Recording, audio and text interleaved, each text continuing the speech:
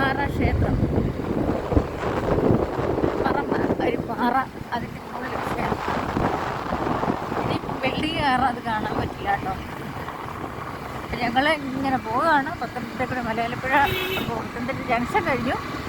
Pathanamthitta junction കഴിഞ്ഞ് ഇനിയിപ്പോൾ നമ്മൾ മലയാലപ്പുഴ ദേവീക്ഷേത്രത്തിലേക്കുള്ള വഴിയാണ്. ഇവിടുന്ന് ഇപ്പം നമ്മൾ പോകുമ്പോൾ കുറച്ച് മലകളാണ് കേട്ടോ. മലകൾ എന്ന് പറഞ്ഞാൽ ഇച്ചിരി കയറ്റമാണ് സ്ഥലം, കുറച്ച് കയറ്റമുള്ള സ്ഥലമാണ്. നമുക്ക് കാണാം. ഇനിയിപ്പോൾ ആനപ്പാറ ഇനി ഇവിടുന്ന് നോക്കി കാണില്ല. പാറ ഇവിടെ ബിൽഡിങ് കാരണം നമുക്ക് കാണാൻ പറ്റില്ല. പാറയുടെ ബാക്ക് വശത്താണ് ഇപ്പോൾ നമ്മളുള്ളത്. അതാണ് പാറ.